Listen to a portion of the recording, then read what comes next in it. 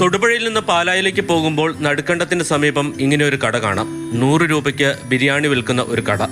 ഇതിന്റെ നടത്തിപ്പ് 15-കാരനായ ഒരു വിദ്യാർത്ഥിക്കാണ്. പേര് സോനു ബിജു. മുട്ടം IHRD സ്കൂളിലെ 10ാം ക്ലാസ് വിദ്യാർത്ഥിയാണ്.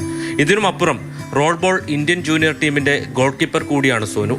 കഴിഞ്ഞ തവണ ശ്രീലങ്കയിൽ കിരീടം നേടിയ ടീമിൽ സോനുവും ഉണ്ടായിരുന്നു.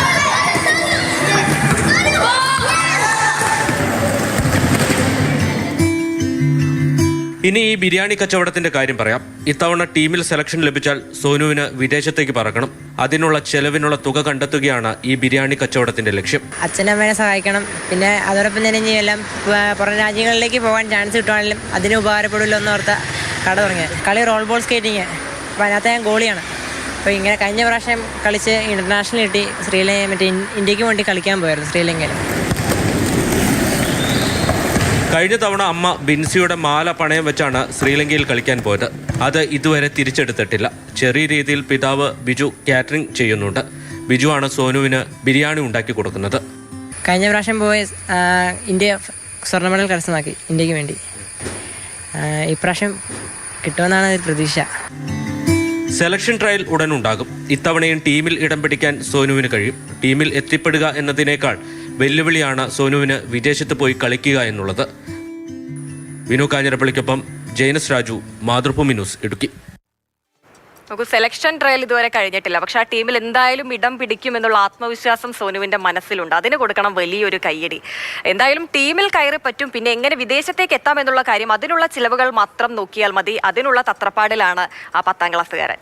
ജെയിനസ് രാജു ചേരുന്നുണ്ട് തത്സമയം. ജെയിൻ, ഇങ്ങനെയുള്ള ഒരുപാട് കുട്ടികൾ നമുക്ക് ചുറ്റുമുണ്ട് എന്ന് എനിക്ക് തോന്നുന്നു. പലപ്പോഴും കഴിവുണ്ടായി അല്ലെങ്കിൽ ആഗ്രഹമുണ്ടായി, ഇങ്ങനെ എല്ലാം ഉണ്ടായിട്ടും പക്ഷേ സാമ്പത്തിക പ്രശ്നങ്ങൾ കൊണ്ട് മാത്രം പലതിൽ നിന്നും പിന്നോട്ട് വലിയേണ്ടി വരുന്ന കുട്ടികൾ. അവരുടെയൊക്കെ ഒരു പ്രതീകമാണ് സോനു എന്ന് പറയാം. പക്ഷേ അവരിൽ നിന്നൊക്കെ സോനു വ്യത്യസ്തമാകുന്നത് വീട്ടുകാരെ ഒന്നും ബുദ്ധിമുട്ടിക്കാതെ എങ്ങനെ താൻ അത് നേടാം എന്നുള്ള, എങ്ങനെയാ പണം സമ്പാദിക്കാം എന്നുള്ളതിന് വേണ്ടിയാണ് സോനു ഇപ്പോൾ ഓടുന്നത്. അപ്പോൾ അതിനെന്തായാലും ആ ഒരു മനോധൈര്യത്തിന് മനക്കരുത്തിന് ഒക്കെ വലിയൊരു കയ്യടി കൊടുക്കണം. ഇപ്പോൾ എങ്ങനെ പോകുന്നു കച്ചവടവും കാര്യങ്ങളും, മറ്റെവിടെ നിന്നെങ്കിലും സഹായം സോനുവിന് ലഭിച്ചിട്ടുണ്ടോ?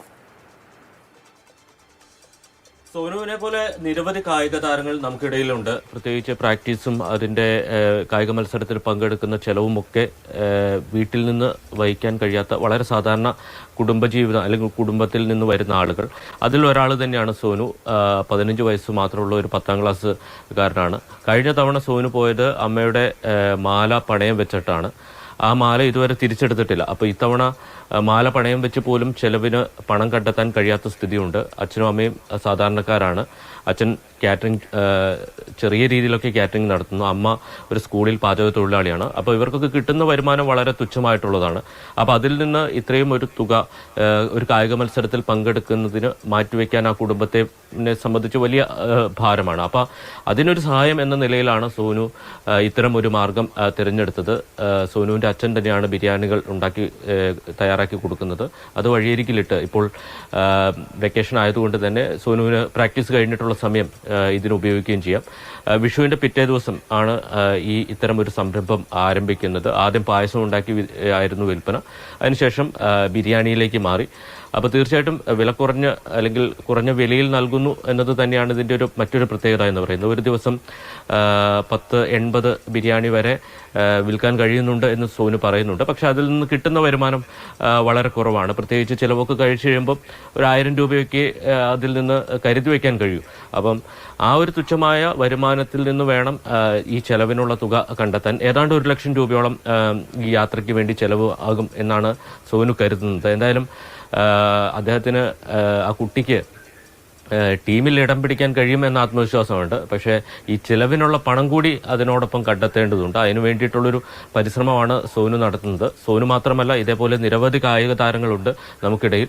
അവരെയൊക്കെ സംരക്ഷിക്കാൻ, അവർക്കൊക്കെ ഇത്തരം കാര്യങ്ങളിൽ സഹായം ചെയ്യാൻ ഒരു സർക്കാരിന്റെ ഇടപെടൽ കൂടി, പ്രത്യേകിച്ച് ഇത്തരം ആളുകൾ ഇടപെടൽ അനിവാര്യമാണ് കായിക ലോകത്തെ. നാളെയുടെ വാഗ്ദാനമാണ് സോനുവിനെ പോലെയുള്ള കൊച്ചുമിടുക്കന്മാർ.